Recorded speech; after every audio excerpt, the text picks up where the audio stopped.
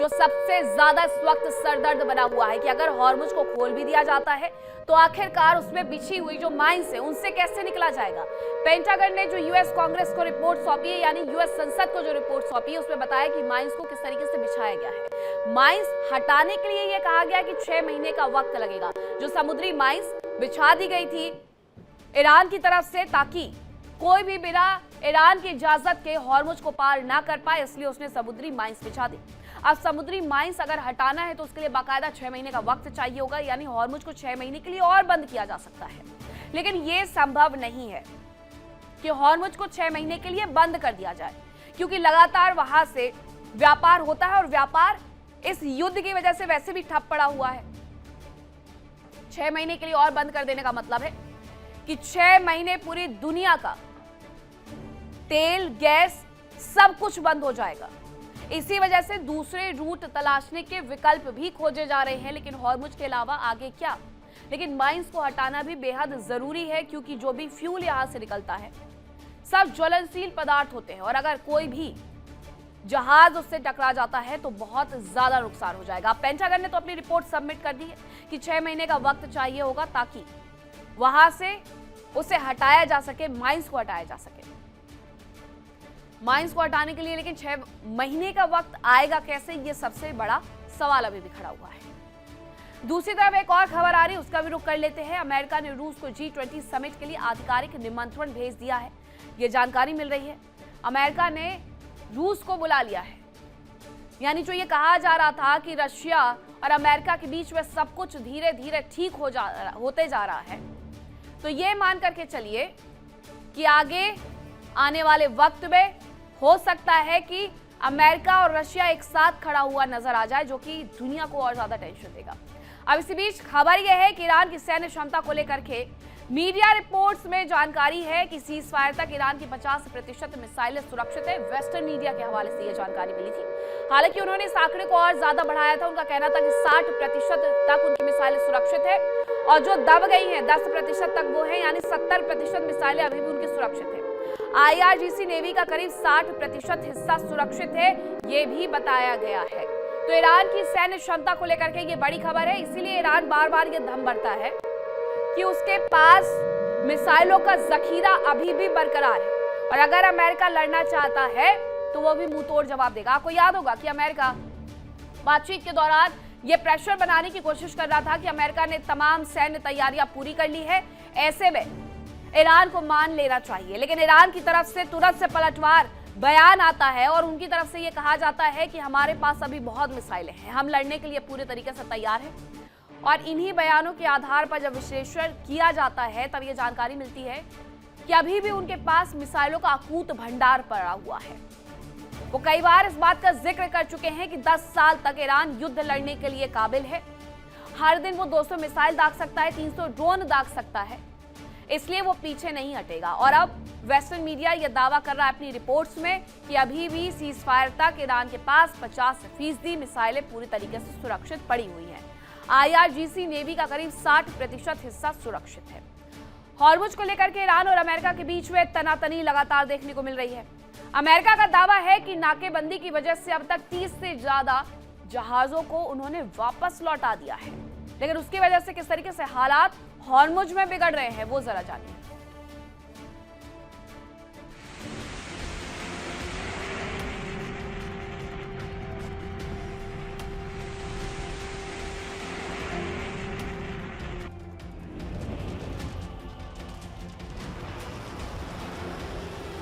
America और Iran के बीच Hormuz को लेकर विवाद जारी है। दोनों ही देशों ने जहाजों के हॉर्मुज से गुजरने पर रोक लगा रखी है। ईरान टोल लेकर अपनी शर्तों पर जहाजों को गुजरने दे रहा है, तो वहीं अमेरिका ईरान को टोल देने वालों और ईरान के पोर्ट से आने और जाने वाले जहाजों को रोकने का दावा कर रहा है। अमेरिका का साफ तौर पर कहना है कि जब तक ईरान समझौते के लिए राजी नहीं होता तब तक नाकाबंदी जारी रहेगी, तो वहीं ईरान का साफ तौर पर कहना है कि जब तक अमेरिकी नाकाबंदी जारी रहेगी तब तक बातचीत के दरवाजे बंद रहेंगे।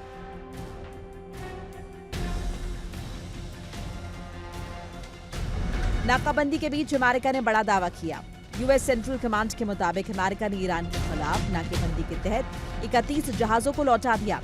अमेरिका का दावा है कि नाकाबंदी को प्रभावी बनाने के लिए 10,000 जवान, 17 वॉरशिप्स और 100 से ज्यादा विमान तैनात किए गए हैं। इनमें aircraft carrier, guided missile destroyer, जहाज, ड्रोन, रीफ्यूलिंग विमान और निगरानी विमान शामिल है। अमेरिका का साफ तौर पर कहना है कि 13 अप्रैल से शुरू हुई ये नाकाबंदी ईरान के साथ समझौता होने तक जारी रहेगी। सेंटकॉम के मुताबिक ये नियम सिर्फ मिडिल ईस्ट तक सीमित नहीं है, बल्कि दूसरे इलाकों में भी लागू किया जा रहा है। अमेरिका के मुताबिक जिन जहाजों को रोका गया उनमें ज्यादातर तेल टैंकर थे और ज्यादातर ने आदेश मान लिया। नाकाबंदी का सबसे बड़ा असर स्ट्रेट ऑफ हॉर्मुज से तेल सप्लाई पर पड़ा है। इस रास्ते से फ्यूल की सप्लाई की रफ्तार बेहद कम हो गई है और हालात सामान्य होने की उम्मीद फिलहाल बेहद कम है। एक्सपर्ट्स का मानना है कि नाकाबंदी सिर्फ सैन्य कदम नहीं, बल्कि ईरान पर आर्थिक दबाव बनाने की रणनीति है। भले ही सीजफायर की अवधि बढ़ाई गई हो, लेकिन बातचीत में कोई ठोस नतीजा नहीं निकला। इसीलिए अमेरिका अपनी सख्ती जारी रख सकता है। ट्रंप कह चुके हैं कि ईरान के बंदरगाहों के लिए अमेरिकी नौसैनिक नाकाबंदी जारी रहेगी।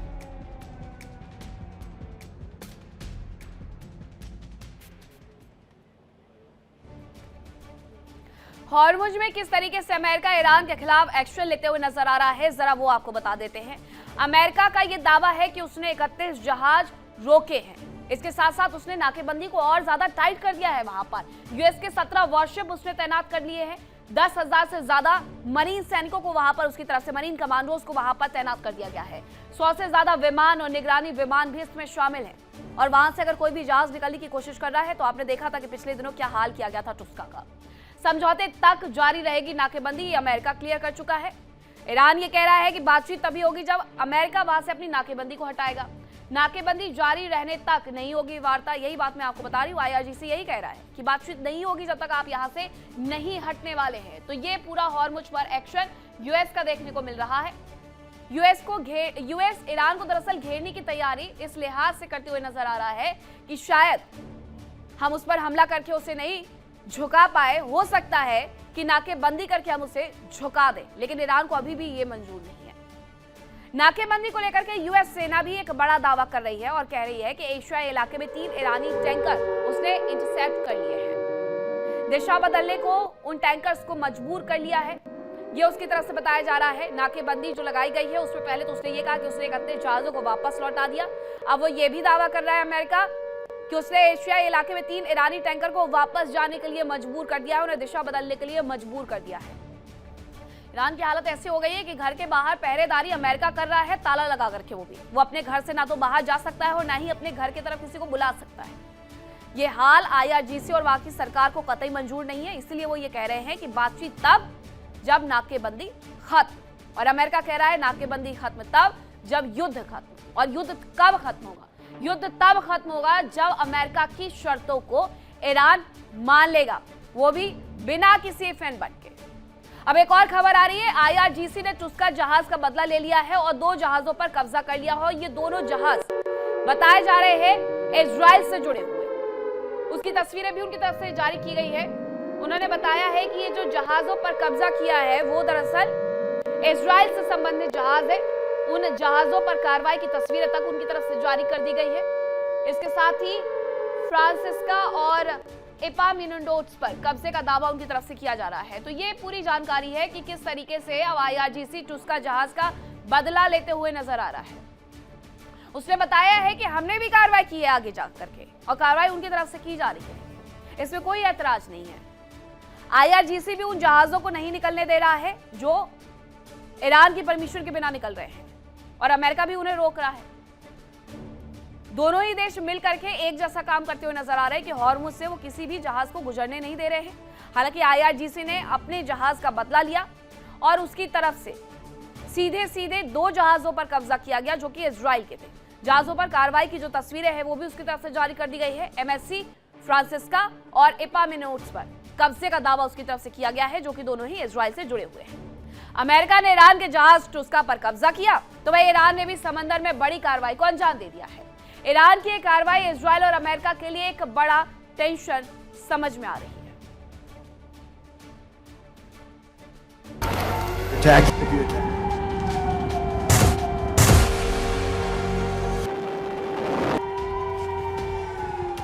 अमेरिका और ईरान के बीच समंदर में तनातनी जारी है। दोनों देश एक दूसरे के जहाजों पर शिकंजा कस रहे हैं। अमेरिका ने ईरान के जहाज टुस्का पर कब्जा किया तो ईरान ने बदला लेने में देर नहीं लगाई।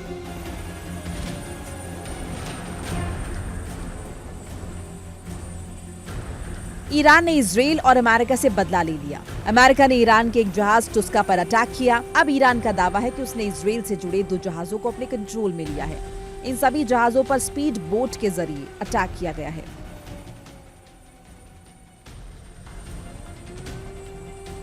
IRGC ने होर्मुज में अमेरिका और इजराइल से जुड़े 2 जहाजों पर अटैक कर उसे अपने नियंत्रण में लेने का दावा किया। बताया जा रहा है कि इनमें से एक जहाज पर लाइबेरिया और एक पर पनामा का झंडा लगा था। ईरान का कहना है कि इन जहाजों ने होर्मुज में नियमों का उल्लंघन किया, जिसके कारण ये कार्रवाई की गई। मरीन ट्रैफिक के मुताबिक IRGC ने स्पीड बोट के जरिए ओमान के पास 2 जहाजों को घेरा। इन जहाजों पर पहले फायरिंग की गई और फिर इन्हें कब्जे में ले लिया गया। इसके बाद होर्मुज के पास ग्रीक के एक और जहाज को ईरान ने कब्जे में लिया।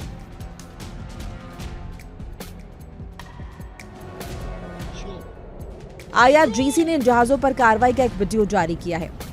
इन तस्वीरों में IRGC के जवान स्पीड बोट्स के जरिए जहाजों तक पहुंचते दिखाई दिए और फिर ये जवान जहाज पर चढ़ते हुए उस पर कब्जा करते हुए दिखाई दे रहे हैं।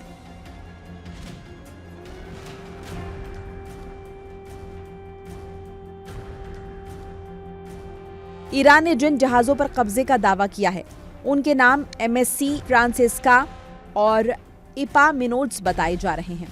इसके अलावा ग्रीक के एक जहाज पर भी कब्जे का दावा किया गया। इससे पहले ईरान की संसद में 12 पॉइंट्स का एक प्लान पेश किया गया था, जिस पर संसद की मुहर लगते ही ईरानी सेना को होर्मुज पर नियंत्रण का अधिकार मिल जाने की बात कही जा रही है।